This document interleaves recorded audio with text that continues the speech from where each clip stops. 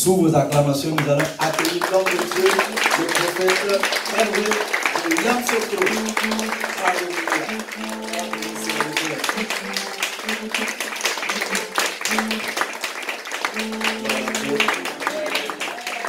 On peut acclamer plus fort que ça, le Seigneur Jésus. C'est celui qui dit, nous sommes là ce matin. Je veux que ton acclamation dépasse celle de ton voisin, celle de ton voisin. Je veux que tu reçoives la bénédiction de cette salle d'enseignement. Gloire à Dieu. Que Dieu vous bénisse et que la grâce du Seigneur soit sur vous aujourd'hui. Assieds-toi dans ta bénédiction, s'il te plaît.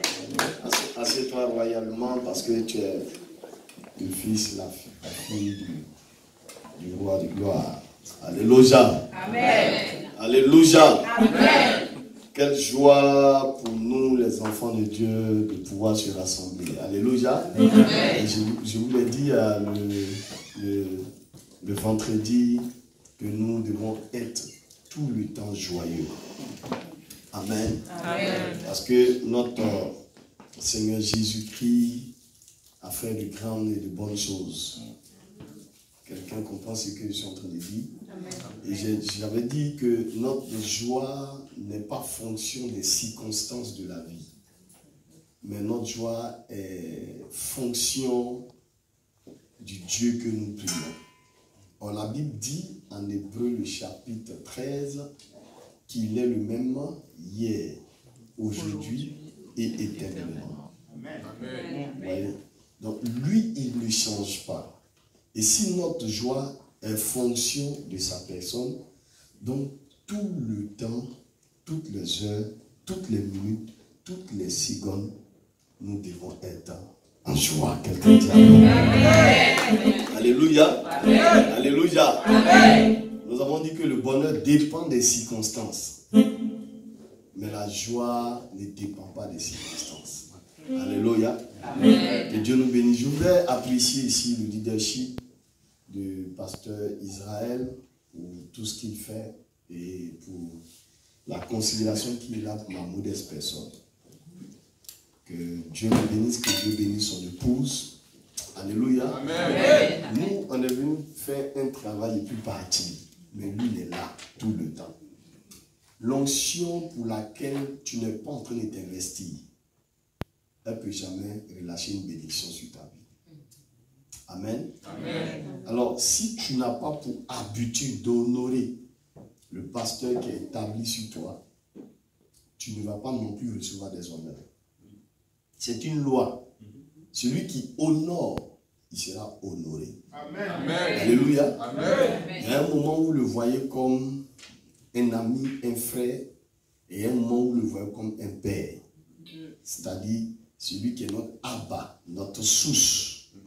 Amen. Amen. Celui par qui nous voyons Dieu. C'est vrai, le voile est déchiré. Amen. Mais il y a des sacrificateurs. Il y a des principaux sacrificateurs, des personnes par qui, voici pourquoi on peut l'appeler par moi, pasteur, j'ai besoin de toi, j'ai besoin d'une prière, j'ai besoin d'une orientation. Alléluia. Amen. Mesdames et messieurs, je voudrais qu'on fasse un standing ovation pour acclamer, pour recevoir le pasteur et son épouse. Amen.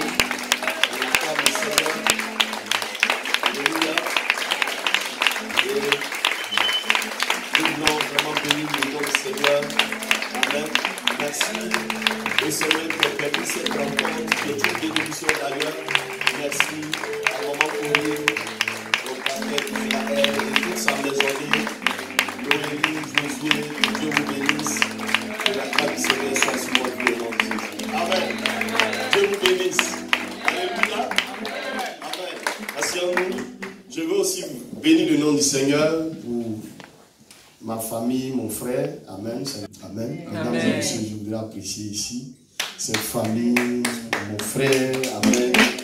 Mes amis, moi c'est que nous à Gassa, maman d'Agassa, papa Zawi, que Dieu vous bénisse, que la grâce du Seigneur soit sur vous. Alléluia, Dieu vous bénisse. Et aujourd'hui, le thème dans la suite, le thème que nous allons avoir, c'est le lieu secret. Quelqu'un dit avec moi le lieu secret. Dis à ton voisin le lieu secret. Le lieu secret.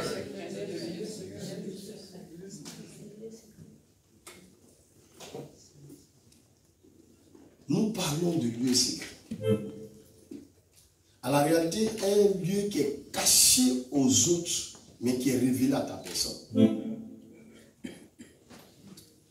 Un lieu que tu maîtrises mieux que quiconque.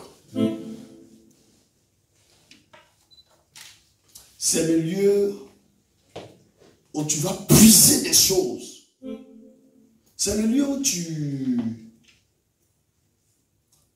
reçois la force de pouvoir avancer. C'est le lieu où des secrets te sont confiés. Amen. Alléluia. Amen.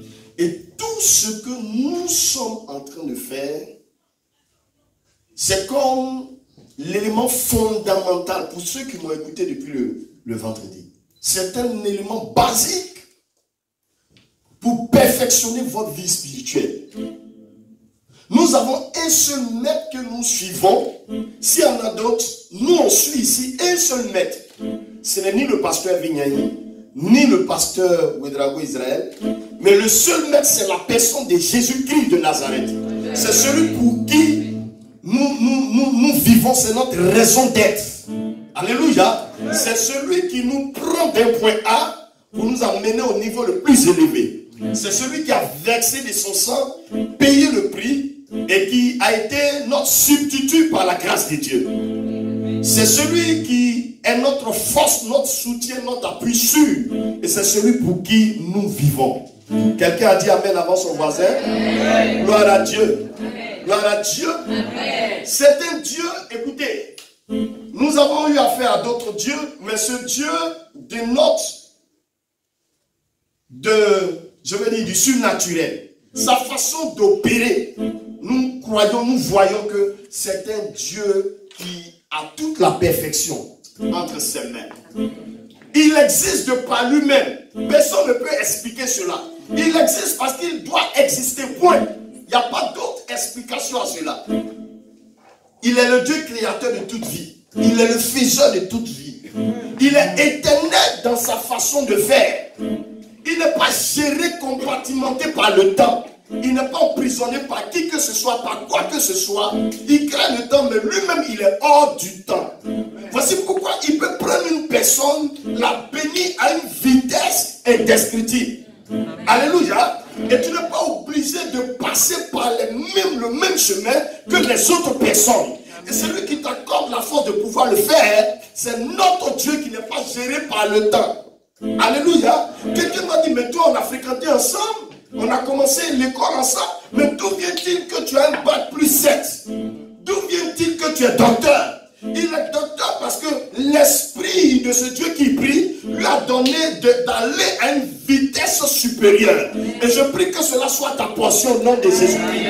Le Dieu que nous prions, il est tout suffisant. Il n'a pas besoin de qui que ce soit pour faire quoi que ce soit. Il se suffit lui-même.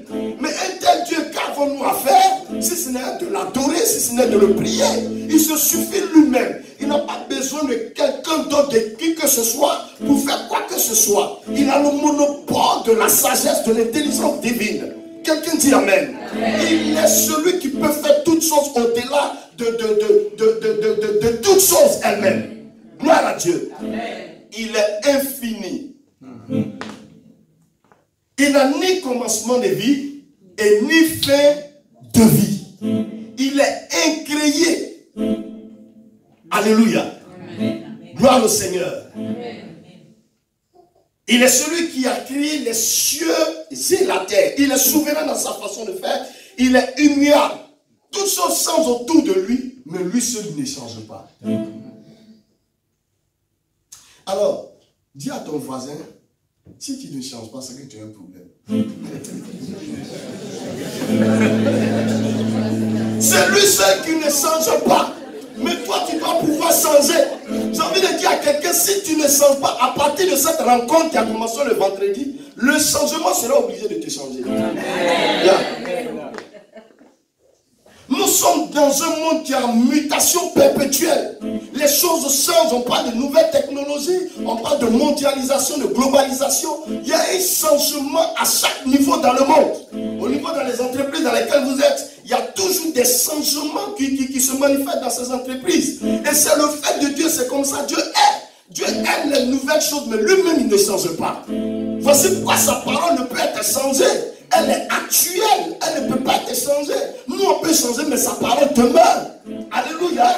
Gloire à Dieu. Et sa parole est toujours actuelle. Sa parole a traversé des siècles et des siècles, mais elle demeure toujours la même parole. Elle n'a pas encore changé, mais nous, on peut changer. Mais sa parole demeure la même parole. Et elle demeurera la même parole. Et j'ai envie de vous dire quelque chose, elle est toujours actuelle.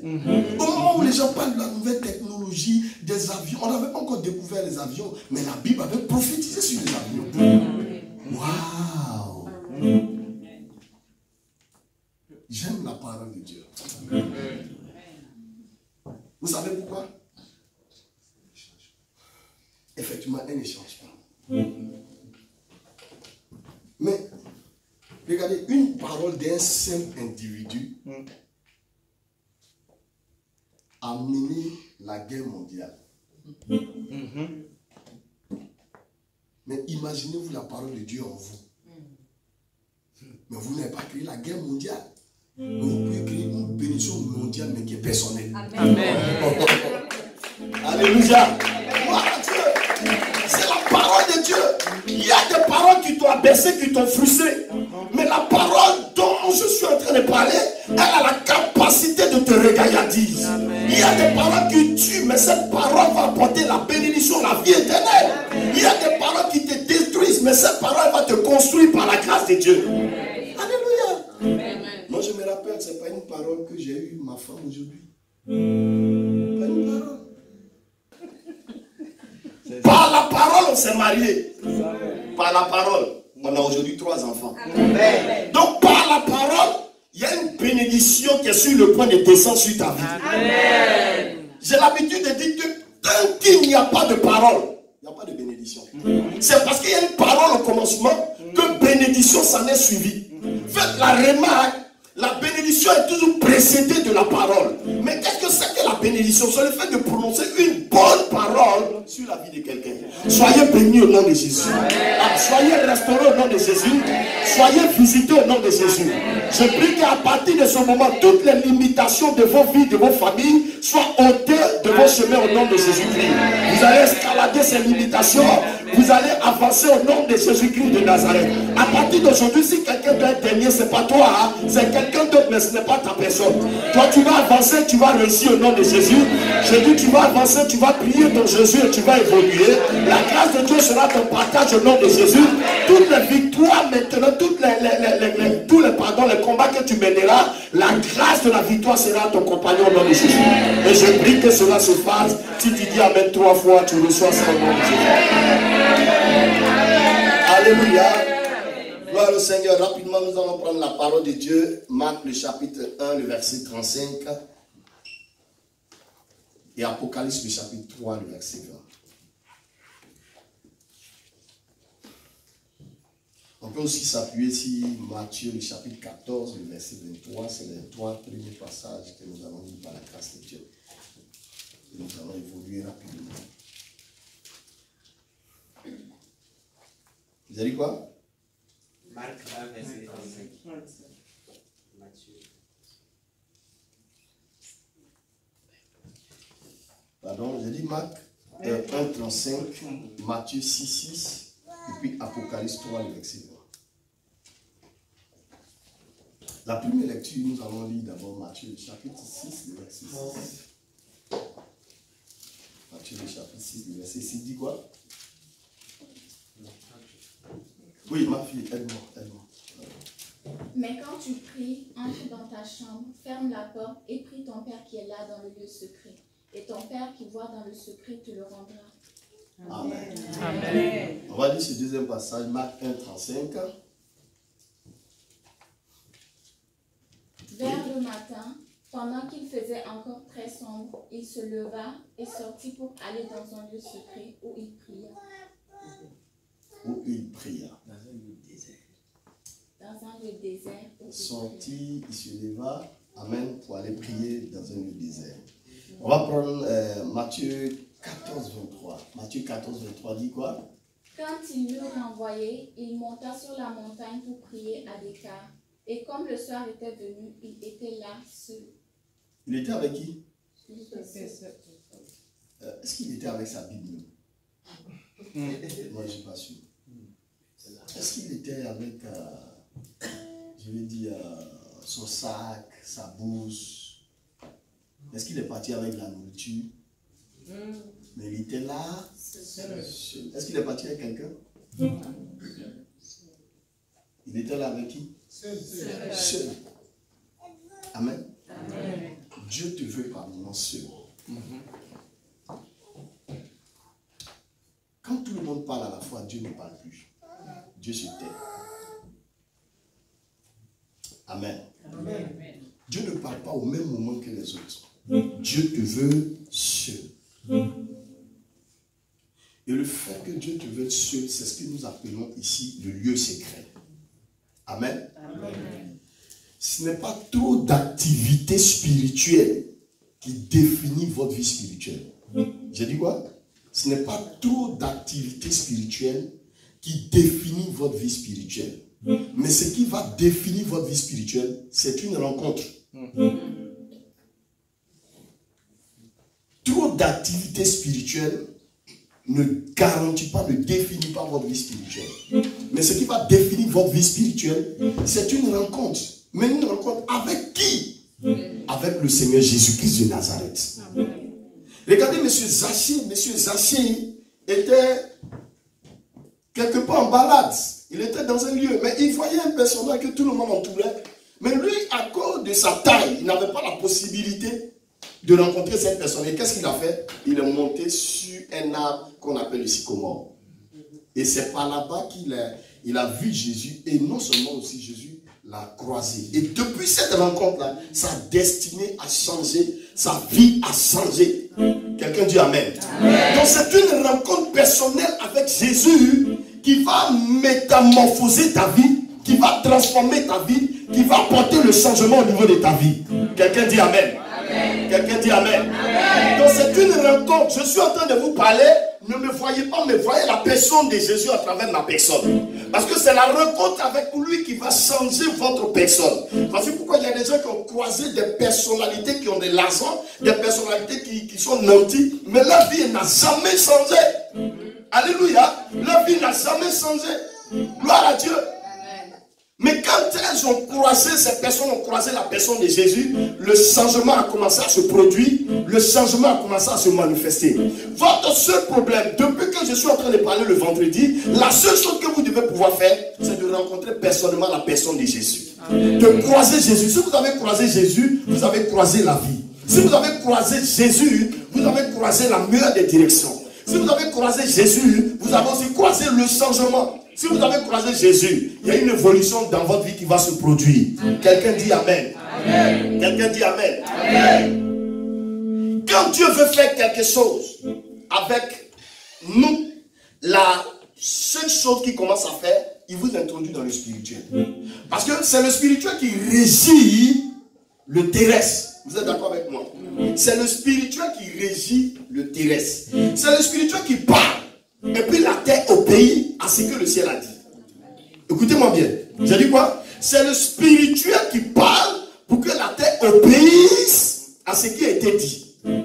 Mais quiconque va être dans les voies du Seigneur, quiconque va accepter la personne de Jésus, quiconque va marcher avec Jésus, ça sera le contraire qui va se passer. Lui maintenant étant sur la terre, quand il va déclarer des choses, le ciel sera obligé de déclarer ces choses. Amen. Ce qu'il va interdire sur la terre des hommes, le ciel sera obligé de l'interdire. Ce qu'il va dire sur la terre, le ciel ne va pas dédire, c'est dit. Alléluia. Le ciel sera obligé d'accepter. Parce que désormais, il est devenu citoyen du royaume. Quelqu'un a dit Amen. Amen. Donc avant que Dieu ne fasse quelque chose dans la vie d'un enfant de Dieu, qu'est-ce qu'il fait? Il le pousse dans le spirituel. Donc vous voyez que c'est avec le spirituel que vous devez gérer. Et qui est le détenteur du spirituel là? C'est la personne de Jésus. Donc c'est avec Jésus que nous tous, on doit pouvoir traiter. Vivre une vie spirituelle sans plan, c'est planifier son échec dès le départ. Vivre une vie spirituelle sans plan, c'est planifier son échec dès le départ. Alléluia. Et voici pourquoi beaucoup d'entre nous sont en train de souffrir. Mais comment pouvez-vous imaginer que les gens ont Jésus et ils sont dans cette souffrance-là? Pourquoi? Parce qu'ils n'ont pas de plan pour la vie spirituelle. Ils n'ont aucune planification. Gloire à Dieu. Et c'est un problème aujourd'hui pour l'Église. Si tu ne cherches pas au bon endroit ce qui est disponible, tu es en train de mal faire. Alléluia. Donc ce que tu cherches est disponible au bon endroit. Et quel est ce bon endroit? C'est le lieu secret dont nous sommes en train de parler. Dans le lieu secret se fabrique une destinée. Dans le lieu secret peut se construire un grand mariage. Une grande vie conjugale.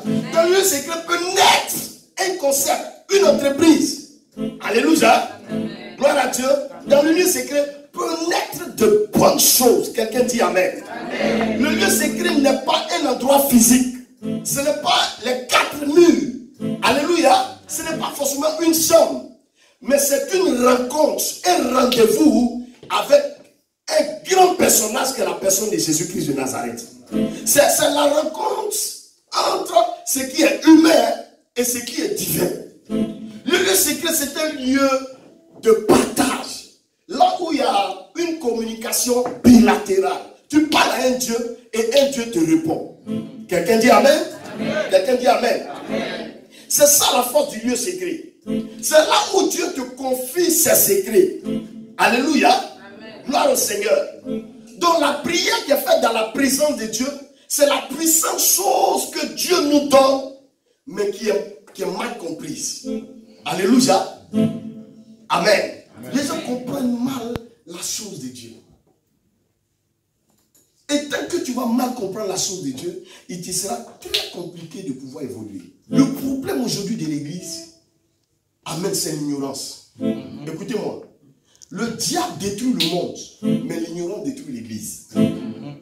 L'ignorance dans laquelle l'Église est en train de donner à l'Église de perdre ses repères et de ne plus se retrouver. Gloire à Dieu. L'ignorance, c'est l'expression, pardon, c'est l'impression que nous savons ce que nous devons savoir. Pourtant, nous ne savons pas comme il convient de le savoir. Je me répète. L'ignorance, c'est l'impression que nous savons ce que nous devons savoir. Pourtant, nous ne savons pas comme il convient de le savoir. Le problème d'une personne, c'est que cette personne croit qu'elle connaît. Or, la réalité, elle ne connaît pas. Alléluia. Gloire au Seigneur. Donc, je veux que tu rentres, pendant que je suis en train de parler, je veux que tu rentres en toi-même et tu réalises là où tu es plafonné, là où tu es arrivé et que tu essaies d'évoluer par la grâce de Dieu. Amen. Écoutez, ce n'est pas ce que vous faites qui détermine ce que vous êtes. Mais c'est plutôt ce que vous êtes qui détermine ce que vous faites. Attendez, qui sommes-nous? Quelle est notre identité? Nous sommes citoyens du royaume. Nous avons une partie de Jésus en nous. D'ailleurs, nous sommes des petits dieux, c'est ce que la Bible dit. Alléluia. Donc c'est ce que nous sommes qui détermine ce que nous faisons. À la réalité, qui sommes-nous? Nous sommes citoyens du royaume. Et à la réalité, tout ce que nous allons commander, cela doit pouvoir exister. Mais à la réalité, cela n'existe pas. Alléluia. Parce que nous ne savons pas qui nous sommes. Si nous connaissons notre identité spirituelle, il y a des choses qui vont changer dans notre vie.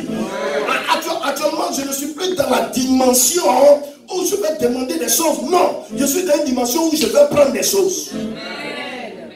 Amen. Amen. Le diable aime le langage de la violence. Par moments, nous devons être violents. Et nous sommes violents pourquoi? Non pas que nous comptons sur notre propre personne, mais nous sommes adossés sur la personne de Jésus. Nous sommes appuyés sur la personne de Jésus. Et quand nous parlons et que le diable veut se lever, Jésus passe au devant de nous, il nous met derrière. Oh, le diable, il n'y a pas de match en la réalité. Yes. Ton problème, tu as l'impression de connaître Jésus, mais tu ne le connais pas. Mais il faut que tu arrives à connaître ton Dieu. Il y a des gens qui connaissent Dieu, mais quand il y a un problème, ils ont une solution humaine d'abord. C'est un problème.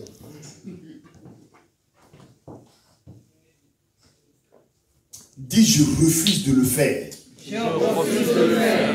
Frère, nous avons une source qui ne tarit jamais. Imaginez-vous que nous avons une source qui tarit. Imaginez-vous que Dieu permet, il dit permet. Il dit à M. Satan, Satan, tu as 1 seconde de gestion de la terre. Oui. Il n'a même pas dit 1 minute, 1 seconde. Mais ce qui va se passer là, tes oreilles risquent de venir sur ta tête, ta dentition vide. Vous connaissez le diable? Il est méchant. Quelqu'un qui est né avant vos ancêtres, avant, il est méchant. C'est ce que la Bible dit de lui. Gloire à Dieu. Donc nous avons une source qui ne tarit jamais. Imaginez à Paris ici, nous avons les grands magasins, il y a l'éclair qui est à côté de nous, il y a Auchan qui est là, il y a Carrefour qui est là, il y a quoi encore?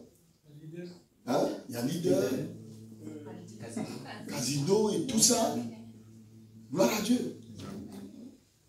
Mais à une certaine heure, c'est grand, je veux dire, c'est grand lieu de comment on appelle ça? Où nous partons faire nos achats par moment. Souvent, ces lieux restent fermés. Vous êtes d'accord avec moi? Amen. Mais notre source, elle est intarissable. Elle agit 24 heures sur 24. Elle n'est jamais fermée. Vous pouvez partir dans une administration, elle sera fermée. Mais celle du Seigneur, elle n'est jamais fermée. C'est une source intarissable. Où tous les jours tu peux aller puiser des richesses. Où tous les jours tu peux aller recevoir ce dont tu as besoin pour pouvoir être épanoui. Cette source, elle agit 24 heures sur 24. Même à l'instant T, si tu as besoin d'argent, quelque chose peut se produire. Si tu as besoin d'informations, quelque chose peut se produire. Si tu as besoin de réconfort, notre source, elle est intarissable. Elle est même 24 heures sur 24. C'est la personne de Jésus-Christ de Nazareth. Alléluia. Il dit, vous m'invoquerez, je vous répondrai. Je vous donnerai les choses cachées que vous n'avez jamais connues. Il y a des choses que vous n'avez jamais connues qui sont prêtes à descendre dans votre vie. Mais comment est-ce que vous allez les recevoir si vous ne traitez pas avec sa personne? Il y a un endroit qui est le mieux indiqué pour recevoir des bénédictions, des choses que vous n'avez jamais vues. Mais quel est cet endroit? Cet endroit s'appelle le lieu secret. Amen. Non, je ne parle pas des lieux secrets où tu te rencontres avec ton soi-disant. Non, ce n'est pas de ça que je parle. Chérie, on se croise tout à l'heure au lieu habituel. Ce n'est pas de ça que je parle.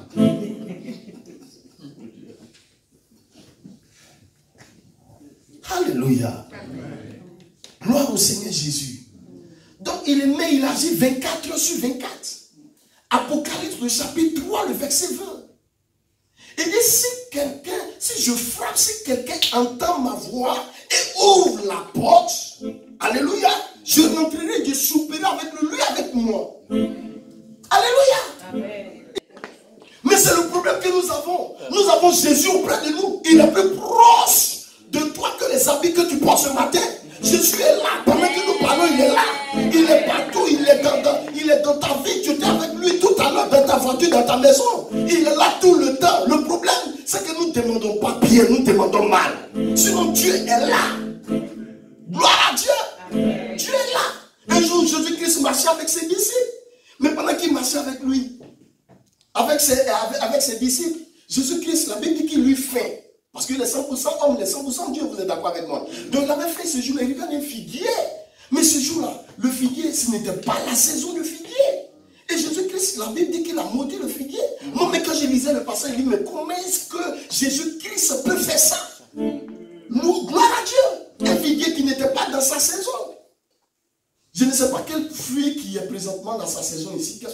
Quel est le fruit de la saison actuelle en France ici? Les pommes. Gloire à Dieu. Donc il y a des saisons où les pommes produisent, où le pommier produit. Vous êtes d'accord avec moi? Mais le figuier n'était pas dans sa saison. Et Jésus-Christ s'énerve. Il dit au figuier, pourquoi le figuier n'a pas produit de figues? Et la Bible dit qu'il a maudit le figuier. Mais toutes les fois que que Jésus-Christ pose une action, c'est pour nous amener à comprendre une leçon spirituelle. Écoutez, toute la Bible parle de la personne de Jésus. La Bible ne parle pas de nos chaussures, non de nos belles voitures, non plus de nos maisons, non plus de nos parents. Mais la seule chose dont la Bible parle, c'est la personne de Jésus. Vous prenez de la Genèse jusqu'à l'Apocalypse, la Bible parle de la personne de Jésus. Alléluia.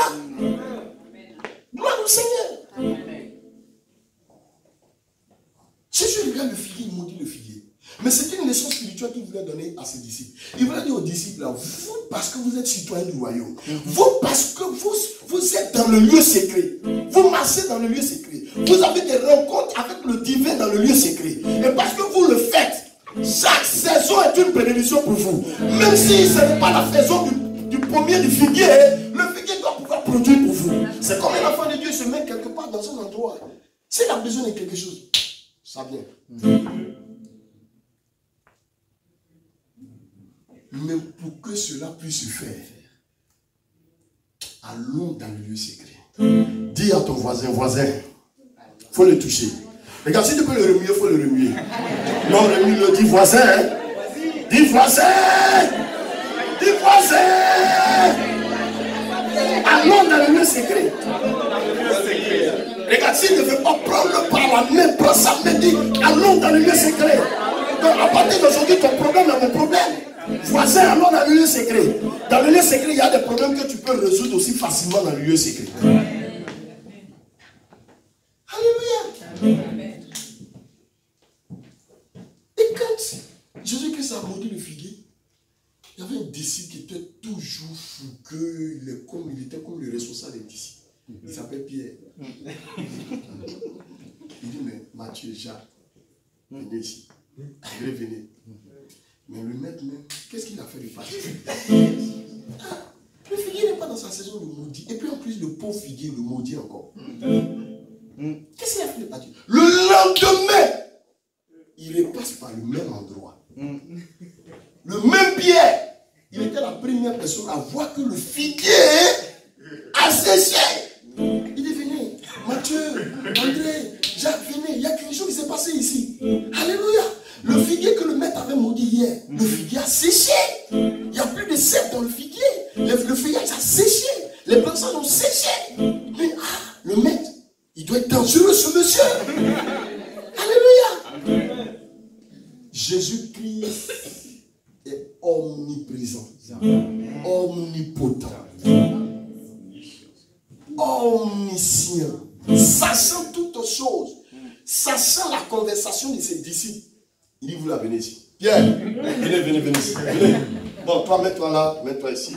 Voilà, vous savez, là qu'il a posé hier, là, c'était pour vous enseigner ça. Comme vous êtes les disciples, il y a des choses que vous ne maîtrisez pas. Je vous fais comprendre que vous devez aller dans le lieu secret. Quand vous partez dans le lieu secret, votre oui peut être non, votre non peut être oui. Quand vous allez dans le lieu secret, tout ce que vous allez demander, le maître sera capable de vous l'accorder. Dans le lieu secret. Mais regardez, pourquoi je vous ai montré cette chose? Moi, j'ai séché un figuier. Quand vous lisez la Bible, la suite, il dit vous, toi, vous, moi, nous là. Lorsque nous avons dit à une montagne de se déplacer, si nous croyons en ce que nous avons dit, cette montagne, elle est obligée de se déplacer. Moi, j'ai maudit un figuier petit tas. Mais vous, quand vous allez dire montagne de se déplacer, montagne de maladies, montagne de problèmes, montagne de pauvreté, cette montagne sera obligée de vous obéir. Alléluia. C'est ça la force du royaume. Alléluia. Amen. Le chrétien n'est pas celui pour qui Christ est mort, mais le chrétien est le résultat de la mort de Jésus. Amen. Alléluia. Mais pour que ça puisse être possible, il faut aller dans le lieu secret. C'est là-bas que nous allons échanger avec Dieu. Quelqu'un te fait du mal, c'est dans le lieu secret, tu dois régler ton problème. Tu ne dois pas agir dans la chair. Non, va dans le lieu secret, traite avec le Seigneur. Le Seigneur aussi va traiter avec ce dernier. Non pas à moi la vengeance, mais à Dieu la vengeance. Alléluia. C'est Dieu qui va vous venger. Mais c'est parce que vous traitez avec le lieu secret. Tant que vous ne traitez pas avec le lieu secret, rien ne pourra être possible pour vous. Il n'y aura pas de témoignage tangible tant que vous ne le faites pas. Mais que vous allez payer le prix à cause de la frustration que vous avez. Vous payez le prix dans dans le lieu secret, il y a des solutions tangibles que Dieu va vous accorder. Regarde, tu as dit Amen, tu as dit reçu au nom de Jésus. Amen. Wow. Gloire à Dieu. Quelqu'un dit avec moi le lieu secret. Quelqu'un a dit que là où il n'y a pas de définition, il y a déviation. Permettez qu'on explique un peu ce que c'est que le lieu secret. Alléluia. Dis avec moi le lieu secret. Le lieu secret, c'est là où Dieu règne simplement. Amen. C'est là où Dieu règne. Le lieu secret, c'est là où Dieu prend la relève. Dans le lieu secret, toi, un homme, tu ne peux pas. Amen. Mais quand tu rentres dans le lieu secret, tu poses cette action. Il dit, si je frappe à une porte, que quelqu'un m'entend et qu'il ouvre la porte. Donc il y a un acte que tu dois poser, celui d'ouvrir la porte. Si vous ne commencez pas par changer les choses en vous, rien ne changera autour de vous. C'est par vous que la chose doit commencer. Si vous vous levez dans votre lieu secret, vous parlez à Dieu, vous traitez avec Dieu, le changement sera possible au nom de Jésus. Le changement sera possible au nom de Jésus-Christ de Nazareth. Quelqu'un a dit Amen. Donc le lieu secret, c'est le lieu où Dieu règne. Amen. C'est là où Dieu prend la relève. Le lieu secret, c'est un lieu sûr pour quiconque est parmi nous ce matin. Le monde cherche des meilleurs systèmes, des meilleurs programmes, des meilleures idées. Mais Dieu cherche un meilleur homme. Comment il va trouver ce meilleur homme? C'est dans le lieu secret. Où il est là, dans le lieu secret. Pendant que les gens sont en train de manger, pendant que les gens sont en train de se promener, lui, il est là dans la chambre avec Dieu. Il traite avec Dieu. Et vous savez ce qui me plaît? Tous ceux qui aiment les lieux secrets, à un moment donné, tu dis les choses de façon secrète avec Dieu. Mais ces choses-là, Dieu va les rendre publiques. Il faut aussi, je ne peux comprendre. Ah Seigneur, je cherche un enfant. 12 ans, je n'ai pas eu d'enfant. Oh papa, fais de tes sortes. Tu as dit point de femme stérile en Israël. Seigneur, je prie maintenant. Prekadabazia takanazia. Ayatiki di barakata sukara yagade. Emeleyanti bilikata. Lada kiturata kenene. Ce que tu as dit dans le secret avec le Seigneur, quand l'enfant va venir, est-ce qu'il va rester dans le secret? L'enfant sera public par la grâce de Dieu. Amen. Voici la force du lieu secret. Tu dis des choses dans le secret avec le Seigneur. Le Seigneur aime la gloire. Le Seigneur n'est pas orgueilleux, mais il aime la gloire. Il aime que son nom soit glorifié. Donc ce que tu as cessé dans le secret, Dieu va permettre que cela soit vu et su par tous par la grâce de Dieu. Amen. Quelqu'un dit Amen. Amen. Voici la femme là, elle est la plus pauvre du quartier. On l'appelle Catherine la pauvre. Et puis toi tu rentres dans le lieu secret. Dans le lieu secret, tu traites avec Dieu. Vous vous rappelez de l'échange divin? Quand j'étais venu ici pour la première fois. Donc dans l'échange divin, il a pris notre pauvreté, il a mis ça sur lui, et sa richesse, il la récupère, et il la met sur nous par la grâce de Dieu. Donc désormais, on ne t'appellera plus Catherine la pauvre, mais on t'appellera Catherine la riche. Oh, tu as manqué de le dire Amen. Alléluia. La vie du lieu secret détermine notre vie publique. Ta profondeur, ta relation dans le lieu secret va déterminer la hauteur de ton impact au nom de Jésus-Christ de Nazareth. Le lieu secret, c'est le lieu où Dieu nous introduit dans sa présence. Quelqu'un dit Amen. Amen. Gloire à Dieu. Qu'est-ce que c'est que le lieu secret? Le lieu secret, c'est là où nous rentrons et nous ressortons avec des tablettes. Quelqu'un a dit Amen. Amen. Et surtout des tablettes sur lesquelles Dieu lui-même il a pris de son doigt, il a pris de son temps pour écrire sur la tablette. Écoutez, si Dieu lui-même il écrit, c'est que ça devient une marque indélébile. Personne ne pourra l'effacer. Parce que c'est Dieu lui-même qui a écrit. Et ce qu'il a écrit est gravé sur la table de ton cœur. Et puisque c'est gravé sur la table de ton cœur, tu vas te donner les moyens de pouvoir l'accomplir au nom de Jésus-Christ de Nazareth. Parce que c'est Dieu lui-même qui a écrit ça dans le lieu secret. Quand tu vas dans le lieu secret, tu reçois avec des tablettes sur lesquelles Dieu a écrit une pensée divine pour toi. Qu'est-ce que c'est que le lieu secret? Le lieu secret, c'est là où Dieu nous révèle les secrets de toute adversité. C'est dans le lieu secret. Tous les Goliaths qui vont se lever au devant de lui. C'est dans le lieu secret que David a pris cela. Alléluia. Dans votre lieu secret, Dieu va vous apprendre à mener les combats spirituels. C'est dans votre lieu secret. Gloire à Dieu. Dans le lieu secret, nous nous confions à Dieu et Dieu nous révèle ses secrets. Dans le lieu secret, c'est le lieu du surnaturel. Alléluia. Et quand nous y entrons, nous ressortons avec un Samuel. Amen. Nous ressortons avec un Samuel. Dans le lieu secret, vous vous souvenez de Anne. Anne était frustrée. Dans sa frustration, elle est partie à Silo. Elle a commencé à parler à Dieu au point où le sacrificateur. Je veux que vous ameniez le pasteur Israël ici à ne pas savoir ce que vous faites, à avoir une autre compréhension. Et c'est ce qui s'était passé au temps d'Élie. Anne a prié jusqu'à... Et il dit, mais ma fille, hey, as-tu bu? Mais comment tu pries là? Effectivement, elle était ivre de la présence de Dieu. Elle était ivre de la présence de Dieu. Elle marchait à gauche, à droite, elle tâtonnait parce qu'elle était ivre de la présence de Dieu. Et Anne dit, papa, je ne suis pas ivre, mais c'est à cause de ma frustration.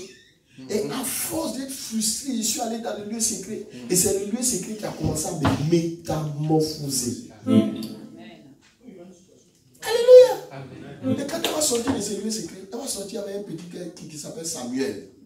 Je suis en train de voir le Samuel de quelqu'un ici. Amen. Je suis en train de voir un Samuel ici. Un Samuel, ce n'est pas forcément un enfant, ça peut être un enfant, mais ça peut être une bénédiction financière, matérielle, une bénédiction que tu attends. Je vois ton Samuel. Je vois un Samuel qui est en train de courir partout dans cette salle. Je vois ton Samuel partout dans ta maison, partout dans ta cité. Je vois ton Samuel dans ta famille. Ah, je vois ton Samuel, je suis en train de voir un Samuel. Ton Samuel s'appelle ton mari. Si tu es mon mari, il y a des maris qui ne sont pas bons. Amen. Mais ils ne sont pas dans cette salle. Amen. Alléluia. Acclamez pour le mari. Alléluia. Le lieu secret, c'est le lieu où tu fermes la bouche au lion de ta vie. Amen. Si vous voulez, la gueule des lions de ta vie. Alléluia. Le lieu secret. Tous les lions qui vont vouloir rugir. Frère, j'ai envie de vous dire quelque chose. Il y a rugissement et puis il y a rugissement. Il y a des lions qui rugissent, on dirait que ce sont des chats. Il y a un rugissement, on dirait un chat qui est en train de miauler. Alléluia. Mais il y a un autre lion en face de ces lions. Il s'appelle le lion de la tribu de Juda. Son rugissement, ça veut dire qu'il n'a pas encore touché la proie. Mais que la proie est paniquée. J'ai envie de dire à quelqu'un ce matin, ton rugissement dans les lieux secrets, quand tu vas commencer à t'élever à prier, et tu vas dire, assez, ça n'est assez. Seigneur, je te chercherai tant que j'aurai la vie. Seigneur, je prierai tant que j'aurai ton souffle de vie. Et tu commences à prier 1 heure de temps, 2 heures de temps, 3 heures de temps. Tu commences à parler, à rentrer dans d'autres fréquences, où tu commences à parler en langue. Brakata barabasia, lekina maladagaya, rosika na malabade, brekina masata baha. Et tu commences à prier comme Anne. Ton rugissement va fermer la gueule du lion qui est en face de toi. Amen. Alléluia. Qu'est-ce que c'est que le lieu secret? C'est le lieu de la mutation. Où nous quittons un monde pour passer à un autre monde.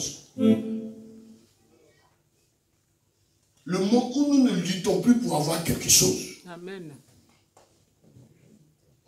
Je veux dire à quelqu'un ce matin, quand tu vas rentrer dans ton lieu secret, le changement sera obligé de se produire. Tu ne vas pas encore prier. Et quand tu pries, tu demandes mal. Tu demandes des choses pour te satisfaire. Mais si Dieu voit ton intérêt dans ce que tu es en train de demander, Dieu va s'élever. Dieu va s'élever. S'il voit son intérêt dans ce que tu es en train de faire, Dieu va s'élever pour toi. Qui comprend ce que tu es en train de dire? Je n'entends pas Amen, j'attends que tu m'amènes. Gloire à Dieu. Gloire à Dieu. Le lieu secret, c'est le lieu qui ne nous fait pas prendre le chemin d'Emmaüs. Regardez les disciples. Jésus dit, je vais mourir, je vais ressusciter le troisième jour. Le premier signe se produit. Il dit d'abord, les principaux sacrificateurs vont m'appréhender, je vais mourir et je vais ressusciter le troisième jour. Ils ont vu que, effectivement, les principaux sacrificateurs ont appréhendé Jésus. Ils ont vu, effectivement, que Jésus-Christ est mort. Mais ils n'ont pas encore vu sa résurrection. Attendez, s'il y a deux choses qui sont produites, c'est que je dois croire à la troisième. Mais eux, ils n'ont pas cru. Le Seigneur leur a dit d'aller à Jérusalem. Mais eux, ils ont emprunté un autre chemin, qui est le chemin d'Emmaüs. Le chemin d'Emmaüs, c'est le fait de ne pas marcher dans la volonté de Dieu. Moi, j'ai ma chaussure, je sais à combien je l'ai payée. Gloire à Dieu. Attends, matin, là, je vais porter ma chaussure. Ma chaussure dit, non, non, non, monsieur, vous ne partez pas à acheter. Ah, c'est moi qui ai acheté la chaussure. Donc, je l'envoie où je veux. Vous comprenez ce que vous dire? Donc, le Seigneur dit, allez-y à Jérusalem. Mais ils ont pris un autre chemin. Le chemin d'Emmaüs. Et pendant qu'ils se trouvaient sur ce chemin-là, regardez, Jésus-Christ a apparu à ses disciples-là. La Bible dit que les yeux étaient fermés. Ils n'ont pas compris que c'est Jésus qui était auprès d'eux. Et Jésus-Christ fait semblant. Mais, messieurs, de quoi est-il question dans le sujet dont vous êtes en train de parler? Alléluia! Et les gens regardent Jésus. Il dit, mais deux personnes, deux disciples. Il dit, mais écoutez, messieurs, vous appelez comment même? Il dit, je n'ai pas besoin de dire qui je suis. Mais qu'est-ce qui s'est passé? Plus tout le monde est triste. Vous aussi, vous êtes en train d'emprunter un chemin, je ne sais pas où partir et tout ça. Gloire à Dieu. Si quelqu'un ne sait pas où il s'en va, il n'a qu'à savoir au moment où il est quitté. Alléluia. Ils sont étonnés. Et regardez ce qu'ils vont dire. À la grande surprise de Jésus. Il dit, mais monsieur, c'est à Jésus parlait. Êtes-vous la seule personne qui ne sait pas ce qui se passe ici? Il y a un monsieur, on a cru que c'est lui qui délivrerait.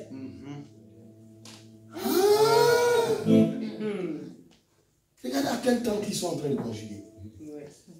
On a cru que c'était lui. Ils n'ont pas cru à la troisième partie. On a cru que c'est lui qui délivrerait. Vous savez, pour délivrer une personne, ce n'est pas la prière d'abord, il faut administrer. Il faut mettre une parole au départ. La Bible dit que Jésus-Christ a commencé à citer les paroles de la Bible. Vous comprenez ce qu'ils ont dit? Pour que la délivrance puisse être possible. Quand il a commencé à citer les paroles de la Bible, c'est là qu'ils ont compris, les yeux ont commencé à s'ouvrir. Ils ont compris que c'était Jésus-Christ qui était en train de parler. Alléluia. Amen. Le lieu secret va t'empêcher de prendre le chemin d'Emmaüs. Mais tu prendras plutôt le chemin de Jérusalem. Parce que c'est à Jérusalem on prie. C'est à Jérusalem qui est le lieu de la présence de Dieu. C'est là-bas que le Seigneur avait donné rendez-vous. Il dit, allez-y à Jérusalem. Quand ils sont partis et qu'ils sont rentrés dans le lieu secret, quand ils ont commencé à prier, quelque chose s'est passé. Votre lieu secret. Quelqu'un dit Amen. Amen. Quelqu'un dit Amen. Amen. C'est dans le lieu secret que la métamorphose a commencé à se créer au niveau des disciples. Pierre était moribond, mais il est ressorti courageux. Il est ressorti régaillardi par la grâce de Dieu. Amen. Après le lieu secret. Le lieu secret, c'est là où Esther est rentrée. Elle est ressortie avec cette fameuse phrase qui dit, si je dois périr, moi, je périrai. Alléluia. Amen. En fait, ça veut dire quoi? Quand on entre dans le lieu secret, vous n'avez plus peur. Alléluia. Amen. Si on dit il y a un grand diable ici, il y a un gros diable ici, vous n'avez plus peur. Vous allez l'affronter par la grâce de Dieu. Faites-vous la remarque. Quand vous commencez, vous priez, vous avez bien prié le matin. Quand vous sortez, qu'est-ce qui se passe? Il y a une joie qui vous anime. Et en plus d'argent, il y a quoi encore? Hein? Vous avez l'assurance. Vos muscles spirituels. Ah, vos muscles spirituels. Alléluia. Ça commence à se renforcer. Alléluia. Et vous êtes prêts à disloquer les chaînes, à casser les verrous, à briser les liens. Parce que vous savez désormais ce que vous devez savoir. Et le diable sait que nous savons, que vous savez, que lui sait qu'il est vaincu. Amen. Alléluia. Amen. Gloire à Dieu. Dis à ton voisin le lieu secret. Et il faut le secouer, secoue-le. Dis voisin. Dis voisin. Prends sa main, secoue-le, dis voisin. Allons dans les lieux secrets. C'est là-bas que tout se construit. Allons dans les lieux secrets. Alléluia.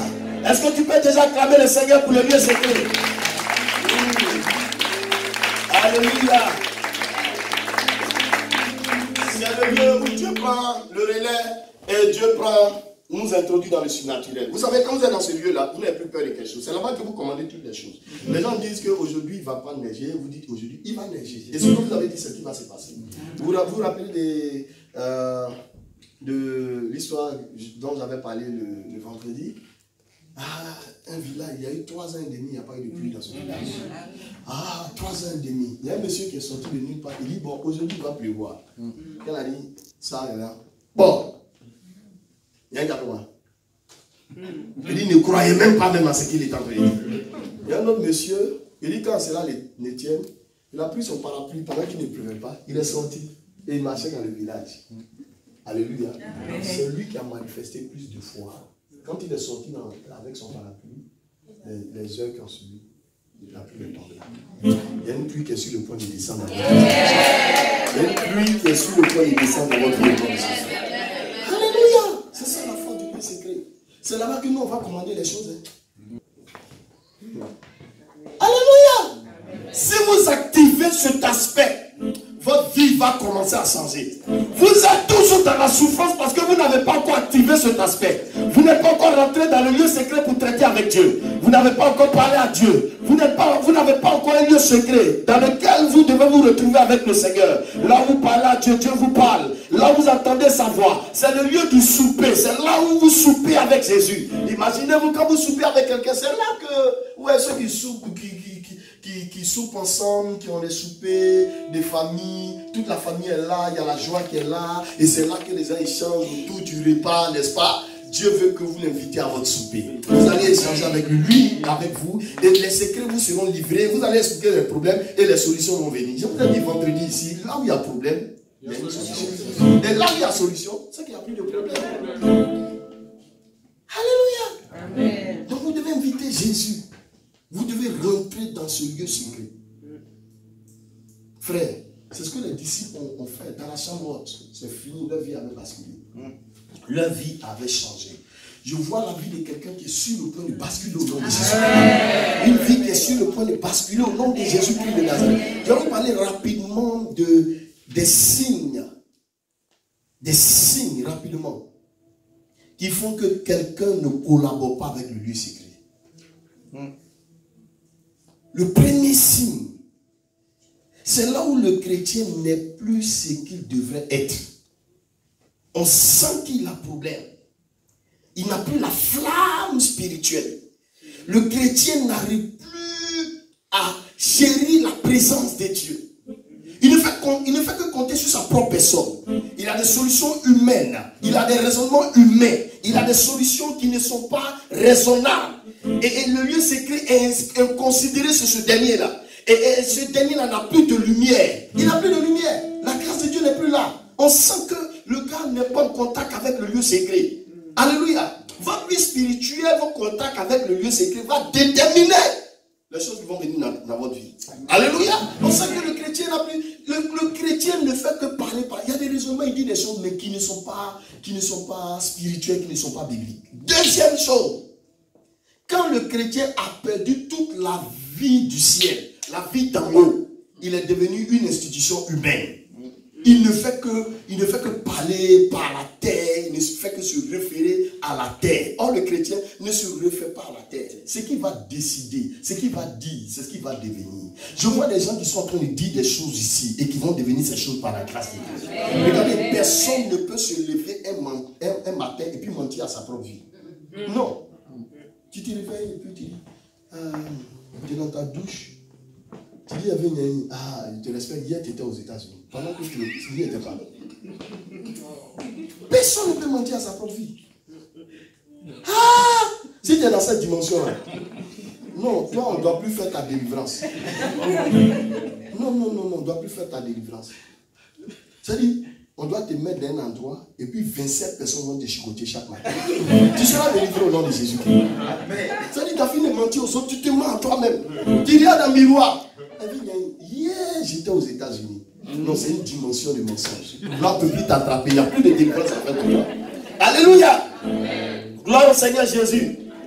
Donc quand le chrétien a perdu toute la vie d'en haut, il est devenu une institution humaine. Le vouloir de l'homme, de ce chrétien-là, l'emporte sur le vouloir de Dieu. La volonté de Dieu ne compte plus pour lui. C'est des volontés humaines. La démocratie remplace la théocratie. À l'église, ce n'est pas la démocratie, mais à l'église, c'est la théocratie. Il y a un Dieu qui parle et puis on écoute. Et il parle au travers de son serviteur. Écoutez, il n'y a pas deux maîtres, deux capitaines dans un bateau. Ce n'est pas possible. Il n'y a pas 2 maîtres dans un endroit. Il n'y a pas 2 têtes dans un endroit. Quand il y a 2 têtes, ça forme une bête. Une bête ne peut pas diriger. Yeah. Gloire à Dieu. Donc, en ce moment précis-là, il faut tuer la chose. Quelqu'un a dit que le serpent qu'on n'a pas tué en Genèse, il va devenir un dragon en Apocalypse. S'il est un dragon, tu ne pourras plus le tuer. Pendant qu'il est un serpent dans la Genèse, il faut le décapiter. Tu as reçu le pouvoir. Alléluia. Gloire au Seigneur Jésus-Christ. Quelqu'un a dit Amen. Quelqu'un a dit Amen. Donc la chair commence à contrôler ce dernier-là. Amen. Contrôle ce dernier. Et ce n'est pas possible que la chair puisse le contrôler.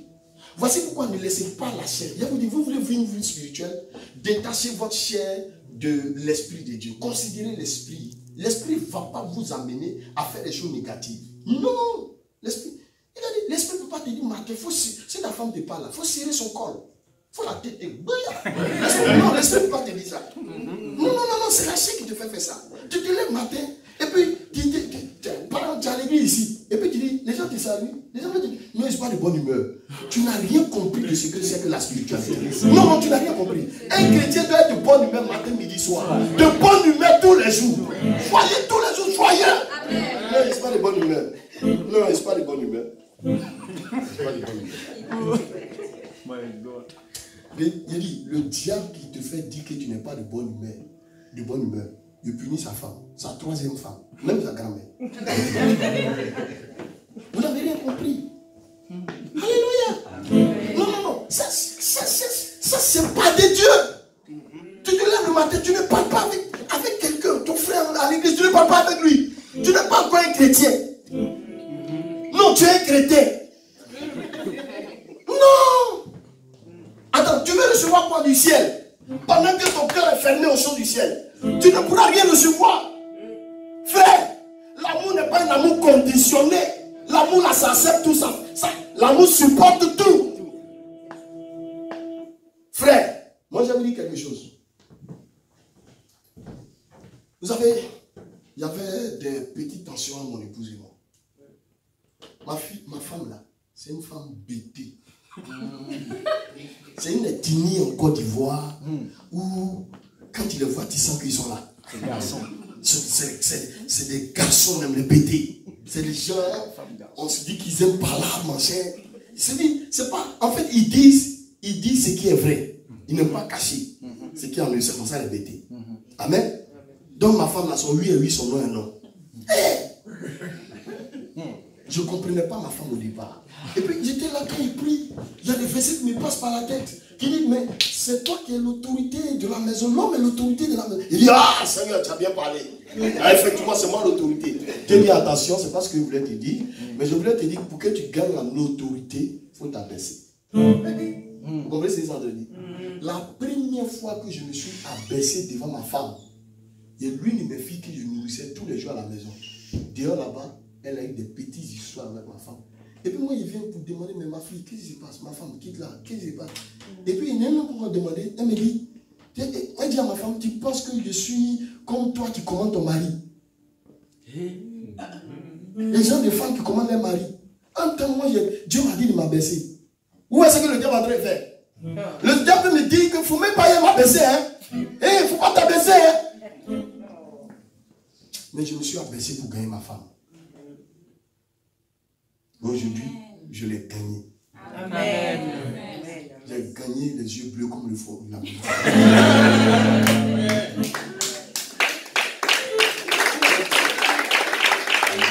Alléluia. Gloire à Dieu. Gloire à Dieu. Mais tu ne peux pas être en crise et puis avoir des valeurs qui ne sont pas parfaites. Non. Tu ne parles pas avec Is, tu ne parles pas avec celui-là, tu ne parles pas avec celle-là, mais tu veux gagner quoi? Ton cœur est fermé à la bénédiction.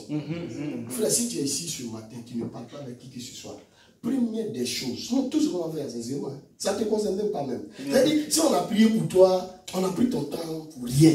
C'est-à-dire que si tu es tombé ici, tu es tombé aussi pour rien. Et ça, c'est me fait comprendre. Première des choses, il faut chercher à te réconcilier avec toi-même. Amen. Quelqu'un a dit Amen? Amen. Quelqu'un a dit Amen? Amen. Est-ce que le son est bon? Le volume est bon? Oui. Alléluia. Gloire à Dieu. J'étais en train de parler de quoi? Des signes. Et le premier signe dont il a parlé, c'était quoi? Le chrétien n'est plus ce qu'il devrait être. Et le deuxième? Quand le chrétien verra toute la vie du ciel. C'est ça. Amen. Et le troisième signe, quand le chrétien a perdu son premier amour, sa dépendance du Seigneur Jésus. Je dis quoi? Quand le chrétien, on sent que ce dernier-là, le lieu secret, lui-même est éloigné. Et le lieu secret est là-bas, et puis lui, il est ici. Il a perdu son premier. Regarde le premier amour. Regarde une fille, chez nous, on dit, tu es enjaillé. Tu es enjaillé du gars là. Tu n'as pas l'âme pour manger, mais tu as l'âme pour l'appeler pendant des heures de temps. Et tu es content, et tu es content comme ça. C'est l'amour qui existe en vous. Est-ce que c'est de faire comprendre? Tu es content. Regarde, il y a une fille là. Son copain est un chien méchant. Il y avait les chiens. Mais elle escaladait la clôture. Au nom de l'amour, elle escaladait la clôture. Souvent même quand elle escalade, elle se plaît. C'est pas son problème. Au nom de l'amour.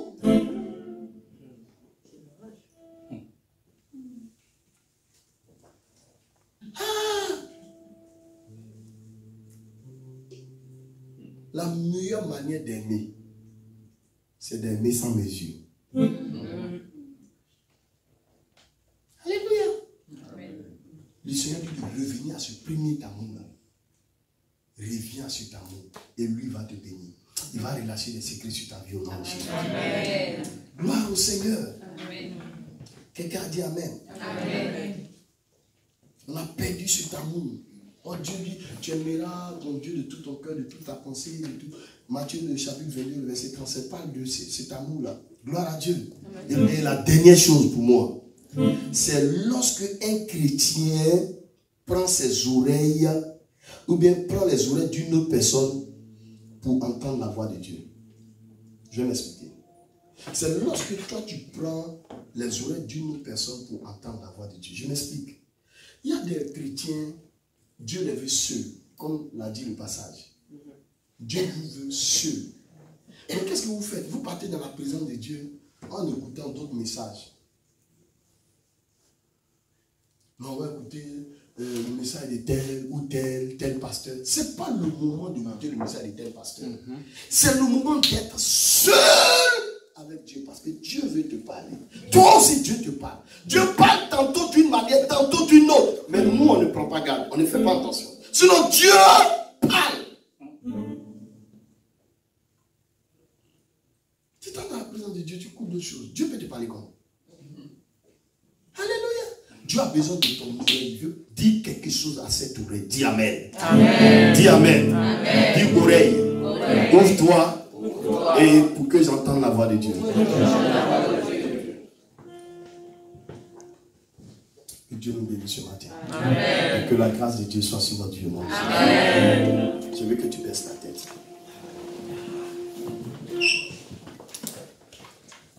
Je n'ai pas encore fini, mais je vais continuer la prochaine fois.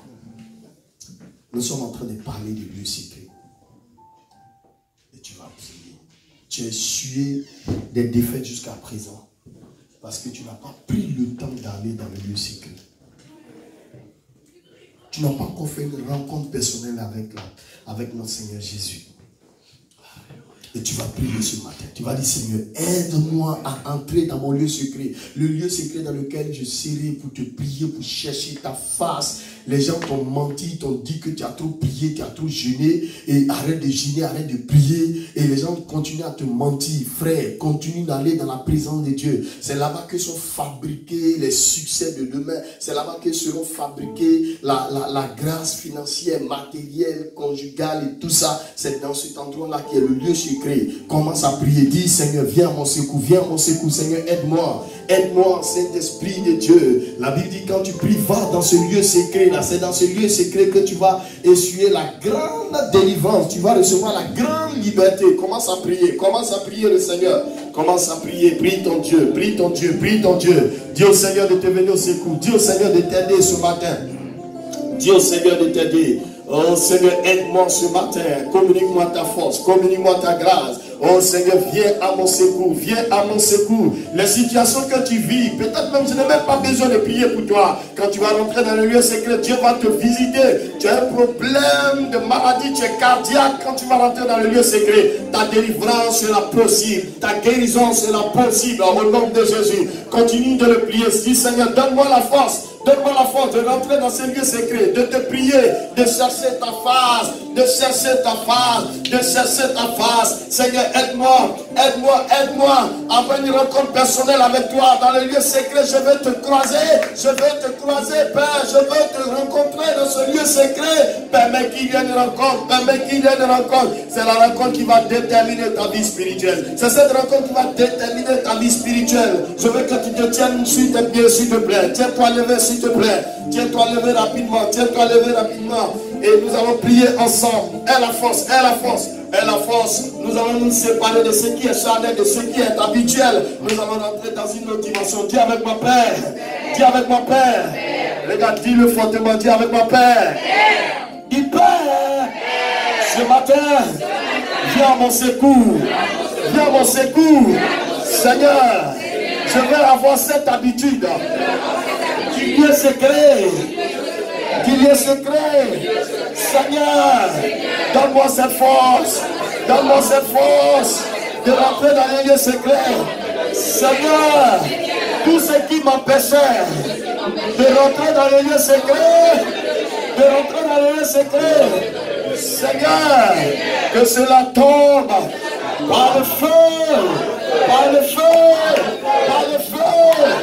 Seigneur, ce qui m'empêchait de rentrer dans les lieux secrets, pendant que je bats les mains en priant, que le feu bat les mains en priant, bat les mains s'il te plaît, bat les mains, et commence à prier, que cela tombe au nom de Jésus.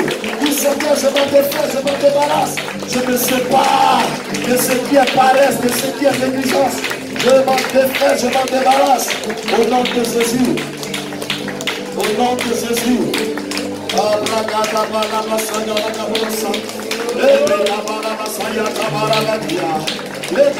Parlez plus fortement, et prends la décision, c'est pas toi, c'est pas toi.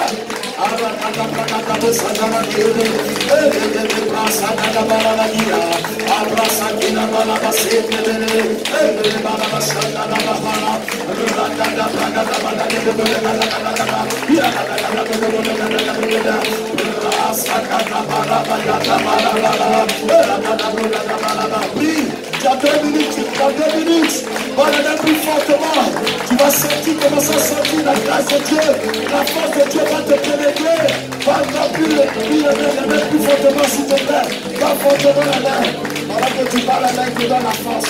Il te communique sa grâce. Les grâces à la grâce.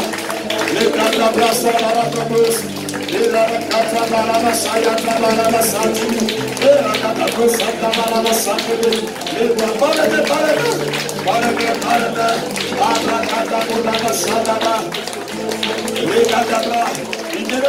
60 secondes. Il te reste 60 secondes, 60 secondes.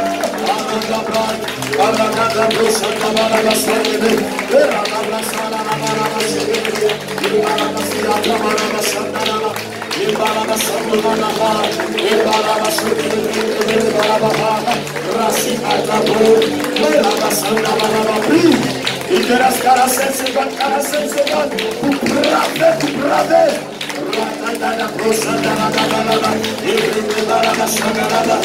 Faut continuer.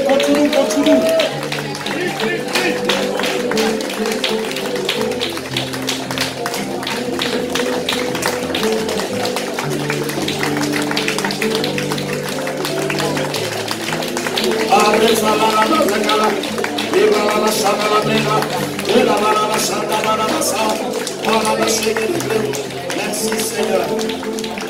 Merci Seigneur. Merci Seigneur. Alléluia. Alléluia. Nous sommes dans un moment de restauration. Amen. On parle de restauration quand nous avons perdu ce qui nous est cher, ce qui nous appartenait. Alléluia. Et ce moment de restauration pourra être possible si et seulement si que nous faisons cette rencontre avec Jésus. C'est la plus belle des histoires, la rencontre avec Jésus. Quand tu croises Jésus, il y a des choses que tu vas plus réclamer. C'est comme une femme. Son mari, quand il vient tout le temps, il lui fait des cadeaux, des présents. Il dit, ma chérie, aujourd'hui je t'ai acheté une voiture. Aujourd'hui je t'ai acheté une belle robe. Voici tes fleurs aujourd'hui. Aujourd'hui je t'offre cette somme d'argent. Mais le souci, elle ne prend jamais le temps. Son mari n'a jamais de temps pour échanger avec elle. Jamais. Quand il vient, il est toujours dans les missions, dans les voyages, toujours dans les réunions. Mais ne lui donne jamais son temps, son affection. Elle a besoin d'affection. Et un jour, ce dernier-là vient avec un autre présent. Elle va dire, mon mari, c'est bon. Je n'ai plus besoin de tes cadeaux, de tes présents. Mais c'est de toi-même dont j'ai besoin. C'est dans cette dimension que nous sommes aujourd'hui. La restauration aura lieu seulement si nous permettons cette rencontre avec Jésus. Si nous venons à ce souper. J'ai l'habitude de dire, le problème de l'église, ce n'est pas le diable. Le problème de l'église, c'est l'ignorance notoire dans laquelle l'église est. Le problème de l'église, c'est que l'église a perdu des valeurs qui sont des valeurs intrinsèques. L'église n'est plus à même de venir vers l'époux. Nous sommes l'épouse de l'église. Nous avons l'époux qui est là. L'époux a besoin de la présence de son époux. L'épouse a besoin de Jésus. Et le problème de l'église aujourd'hui, ce n'est pas trop de messages, mais c'est trop de messagers qui est venu comme jolie l'église qui est l'épouse. Frères et sœurs, il y a une seule personne pour laquelle nous vivons, c'est l'époux. La Bible dit, pendant la nuit, l'époux est venu, Jésus est venu. Mais les femmes qui avaient des lampes, mais qui n'avaient pas de l'huile, elles sont restées, la maison de l'époux est restée fermée. Et c'est celles qui avaient de l'huile dans les lampes qui sont rentrées dans les noces. Frère, l'époux a besoin de nous. Mais il a besoin que de l'huile soit dans notre lampe. Alléluia. Il a besoin que nous ayons la parole. Il a besoin que nous venons vers lui. C'est le problème aujourd'hui de l'église. L'époux crie, frappe à la porte. Selon Apocalypse, le chapitre 3, le verset 20, il frappe à la porte. Personne n'attend sa voix. Personne ne lui ouvre la porte pour que l'époux puisse rentrer pour souper avec l'épouse. l'épouse en train de rechercher d'autres choses. Des choses qui n'ont pas de valeur.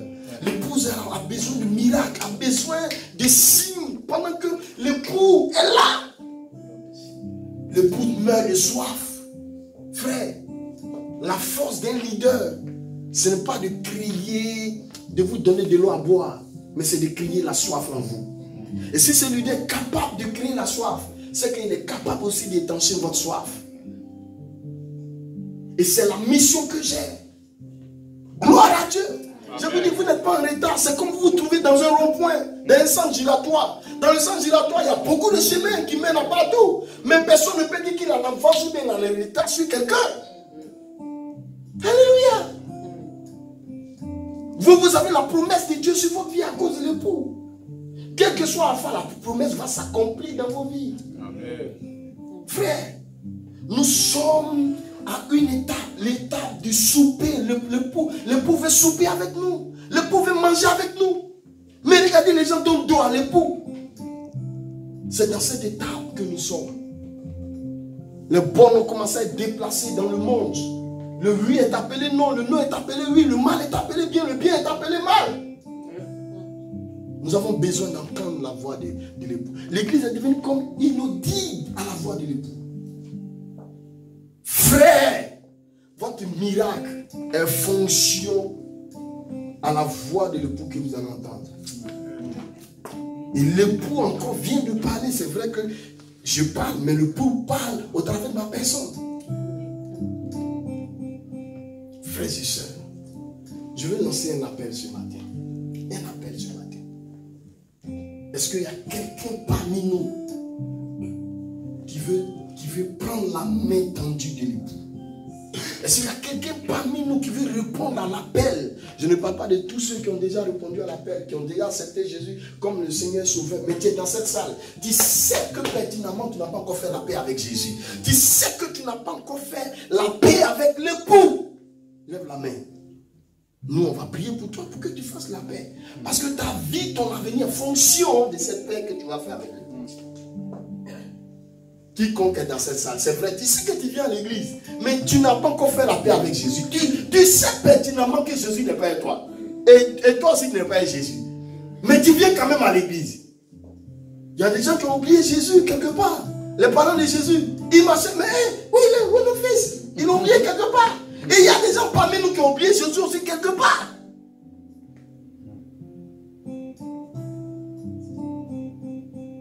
Ma mission, c'est de présenter Jésus à chacun d'entre nous. Ce n'est pas de me présenter. Je suis un instrument que Dieu utilise pour que je puisse me présenter, c'est tout. Tu es dans cette salle, lève la main. Tu n'as pas encore fait la paix avec Jésus. Lève la main rapidement, lève la main. Alléluia, lève la main. On peut acclamer le Seigneur pour le frère.